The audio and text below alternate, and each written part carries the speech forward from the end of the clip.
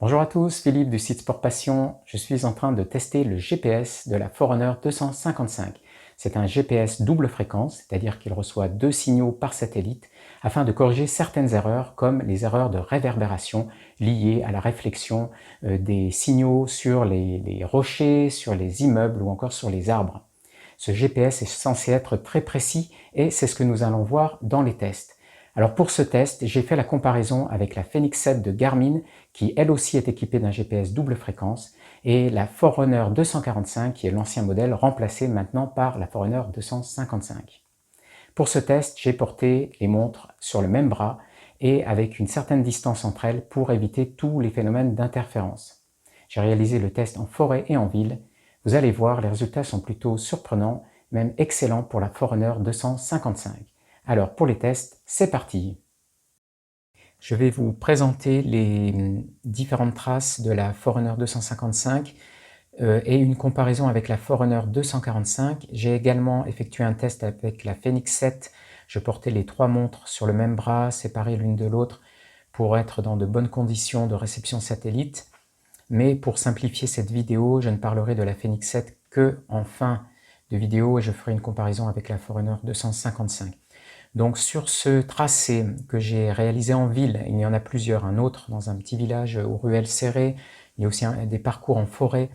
Donc sur ce parcours en ville, où la réception GPS n'est pas toujours très évidente à cause des bâtiments, en particulier sur cette zone du haut, j'ai donc réalisé le test avec la Forerunner 255 qui est la trace en jaune ici, et la Forerunner 245 qui est la trace en rose.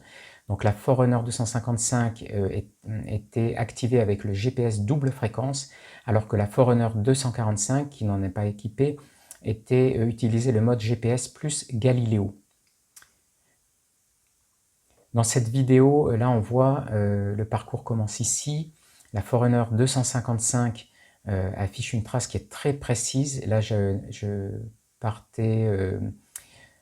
naviguais le long de la route et sur le trottoir, donc à gauche de la route, on voit que la trace est parfaite, elle suit vraiment précisément le trottoir. Je préfère vous montrer la carte IGN qui est plus précise que la carte OpenStreetMap. Là on voit bien la rue et j'étais vraiment de ce côté de la route, ici sur le trottoir. Là c'est vraiment, la trace est parfaite de ce côté-là. En comparaison, on voit que la Forerunner 245 s'écarte, passe de l'autre côté de la route. Ici, elle est quasiment tout le temps de l'autre côté de la route. Alors j'ai effectué ce tracé plusieurs fois, donc j'obtiens les mêmes traces quasiment, toujours un écart de la Forerunner 245 et un tracé qui est plutôt bon. Mais je vais vous le montrer juste après. Donc déjà sur ce premier itinéraire, on peut voir la grosse différence entre le GPS double fréquence de la Forerunner 255 et le GPS de la Forerunner 245. Sur ce deuxième tracé, je ne présente que la Forerunner 255 avec son GPS double fréquence. J'ai réalisé le circuit 3 fois, juste pour être sûr que la trace reste toujours à peu près la même. Et là, on voit l'excellente qualité de la trace du GPS. On est vraiment, les traces sont l'une sur l'autre. Il y a très peu de décalage, toujours à gauche de la route, sur le trottoir. Il y a très peu d'écart, même lorsque le GPS passe mal à certains endroits. La trace est vraiment précise, parfaite. Et en comparaison, la Fenix 7 est légèrement, la trace est un petit peu moins bonne. J'ai effectué 3 fois le trajet également, mais on a avec le même jour, avec les mêmes 3 montres au poignet, et on a vraiment une petite différence, j'en parlerai plus tard. Sur ce troisième tracé, on peut voir toujours la Forerunner 255 dans les différents modes GPS. Donc en jaune, c'est le mode GPS double fréquence. Ici, en bleu, c'est le mode GPS tous les GNSS. En rose, c'est le mode GPS seul. Et en vert, c'est le mode Ultra Track. Alors j'y reviendrai. On peut voir donc la trace jaune qu'on a vue tout à l'heure du double fréquence, donc qui est excellente. La trace bleue multi-GNSS, sans le double fréquence, qui est un petit peu moins bonne, qui est quand même très bonne, mais qui passe ici, on le voit, de l'autre côté de la route. Ici, les traces sont vraiment confondues, c'est très bon. Ici, la trace passe un petit peu à droite du trottoir. mais on voit que le multi-GNSS est quand même très bon. Ensuite, la trace rose, c'est le GPS seul, donc la trace est très bonne, mais comme tout à l'heure pour la Forerunner 245, on voit ici un écart, on passe de l'autre côté de la route. Ici, la trace passe un petit peu dans les propriétés, elle rejoint l'autre trace ici, donc c'est quand même une trace qui est bonne, sachant que la précision du GPS est d'environ 5 mètres lorsque les conditions de réception satellitaire sont excellentes. Ici, on est vraiment dans cet ordre de grandeur, peut-être ici on dépasse un petit peu, mais voilà, on peut déjà voir que sur ces trois modes GPS, le double fréquence fait vraiment la différence. Après, au niveau de l'Ultra Track, il y a une petite surprise ici. Le tracé est carrément interrompu. J'ai effectivement eu ce problème également avec la Phoenix 7, mais pas avec la Forerunner 245. Alors globalement, la distance totale est correcte, c'est juste le tracé qui est impacté. Donc ça n'impacte pas la distance et la vitesse moyenne, ça ne fait qu'impacter que la trace. Sur cet autre tracé en mode Ultra Track, là j'ai mis les 3 montres. Donc j'ai pris un autre tracé pour la Forerunner 255, c'était un autre parcours réalisé en Ultra Track un autre jour. On a le même souci de trace qui part, qui fait des grandes lignes droites. Même chose pour en bleu pour la Phoenix 7. On a un tracé qui est au départ assez correct et qui d'un coup part vraiment dans les choux. Enfin, la Forerunner 245, c'est la seule, et j'ai fait le parcours 3 fois avec, même plusieurs fois en mode Ultra Track, et c'est la seule vraiment qui offre un tracé qui est plutôt bon, presque aussi bon que le GPS seul. Alors, je ne sais pas quel algorithme utilise Garmin, ni l'économie d'autonomie de batterie qui est réalisée. En tout cas, il y a un problème sur la Phoenix 7 et la Forerunner 255, pas au niveau de la distance totale comme je l'ai dit, mais au moins au niveau de la trace. Voici maintenant la trace de la Forerunner 255 comparée à la Forerunner 245 en ville. Alors là, on est dans un village, un vieux village avec des ruelles très serrées, des maisons qui sont assez hautes sur 2-3 étages souvent, et le GPS passe très très mal par endroits. En particulier, là, je vous montre ici, je préfère vous montrer la carte IGN encore une fois parce qu'on voit mieux la route. Ici, on a un passage. Je vais quand même vous le montrer en carte OpenStreet, que vous compreniez ici, il y a un passage sous une maison. Donc là, le GPS ne passe plus du tout. Et cette ruelle-là est très étroite et en général, le GPS parfois décroche. Enfin, c'est assez compliqué pour les montres.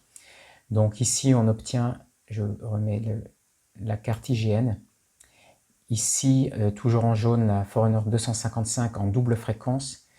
Et la Forerunner 245 en rose en GPS plus Galileo. Donc ici, le tracé est très bon pour les deux montres. Entre les maisons, il reste très bon.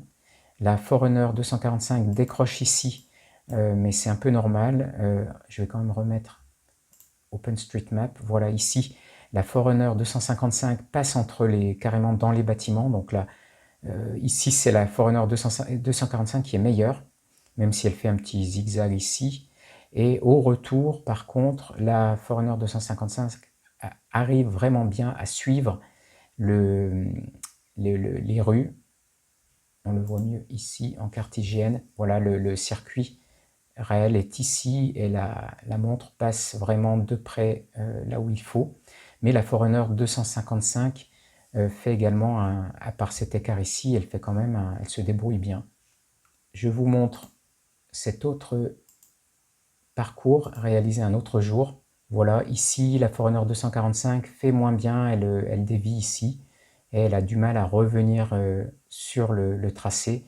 La Forerunner 255 fait vraiment parfait, un parcours parfait ici en passant sous les maisons. Elle suit la petite rue ici.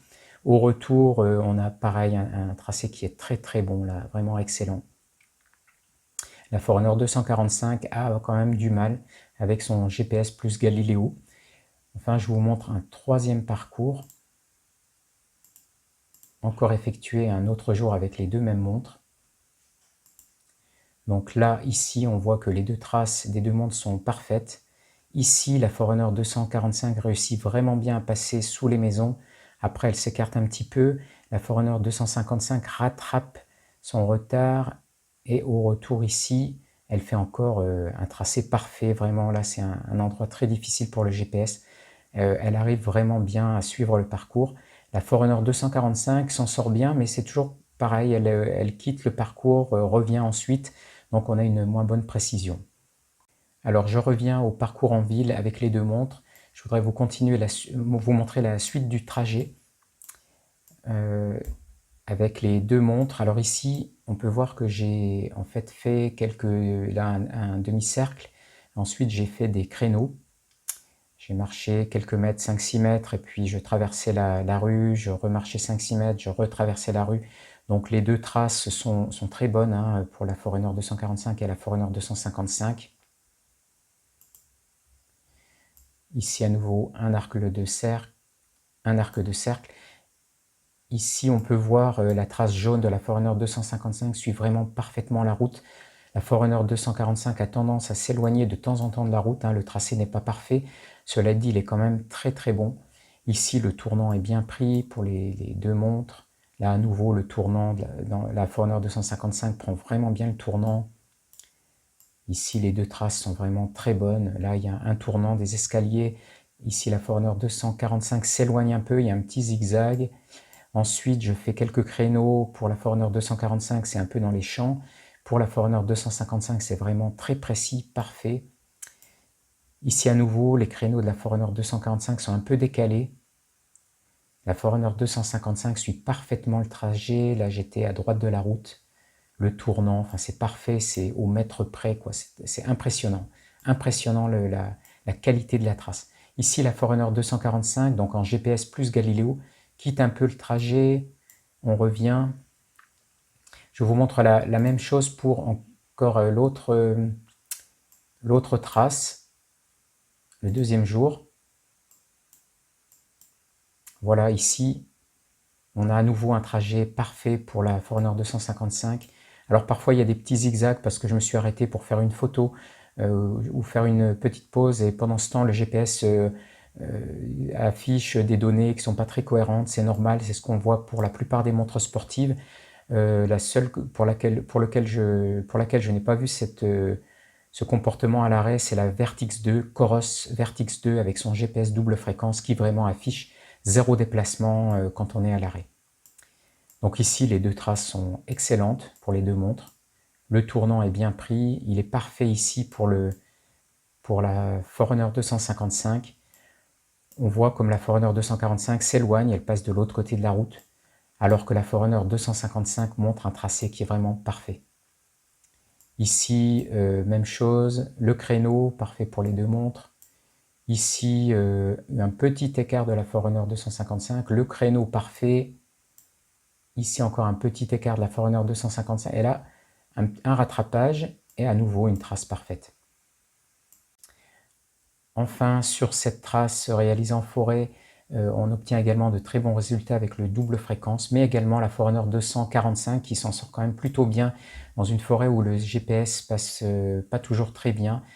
Ici, je préfère vous montrer la cartigienne, même si on ne voit pas beaucoup le chemin, parce que la carte OpenStreetMap n'est pas très précise, puisque les données sont enregistrées par les utilisateurs. Donc, on a vraiment parfois des écarts importants.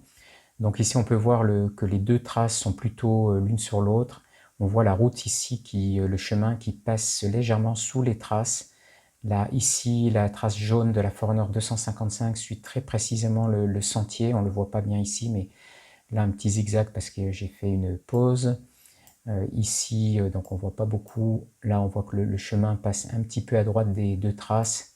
C'est pas évident à voir, mais là, on voit par exemple un écart de la Forerunner 245, pardon. On voit que la trace est moins précise hein, de la Forerunner 245. Alors que le tracé est bien lisse pour la Forerunner 255. Alors attention aussi à la fréquence d'enregistrement qui peut être en mode intelligent ou en mode 1 seconde, un enregistrement par seconde, ça joue aussi beaucoup sur la qualité de la trace. Ici, on va voir ici le chemin qui est un peu en dessous des traces, mais quand même la Forerunner 255 en mode double fréquence fait un peu mieux que la Forerunner 245. Globalement, sur ce parcours, Franchement, on peut dire que le double fréquence marche mieux que que le GPS de la Forerunner 245, mais c'est quand même pas évident, il n'y a pas une grosse différence. Et en termes de distance totale, il y a également très peu de différence entre les deux montres. Voilà, pour ce premier test, en conclusion, ce que j'ai pu constater, c'est que le GPS double fréquence de la Forerunner 255 est vraiment excellent, avec une trace quasi parfaite. C'est assez impressionnant. Bien souvent, c'est vraiment, on est au mètre près, au bon endroit. En comparaison, la Forerunner 245 s'en sort très bien. C'est quand même elle a un excellent GPS, mais on peut voir régulièrement des différences, des écarts par rapport au trajet réel. On peut voir aussi la différence dans les endroits où le GPS passe mal. La Forerunner 255 est plus souvent dans les clous, avec une excellente précision. Peut-être pas tout le temps, c'est normal, mais en comparaison de la Forerunner 245, il n'y a vraiment pas photo, le GPS est bien meilleur. Ensuite, globalement, les distances mesurées entre les deux montres est très très proches. On a vraiment des distances bien respectées par les deux montres, donc une vitesse moyenne qui est correcte, une allure qui est correcte. Enfin, le mode Ultra Track est assez décevant sur la Forerunner 255 comme sur la Fenix 7, pardon. Il y a vraiment un souci au niveau de la trace, pas de la distance et de l'allure, mais au niveau de la trace. Vous parlez également du GPS double fréquence de la Forerunner 255 comparé à celui de la Fenix 7. On peut voir les traces en jaune-orange de la Forerunner 255 et en bleu celle de la Fenix 7.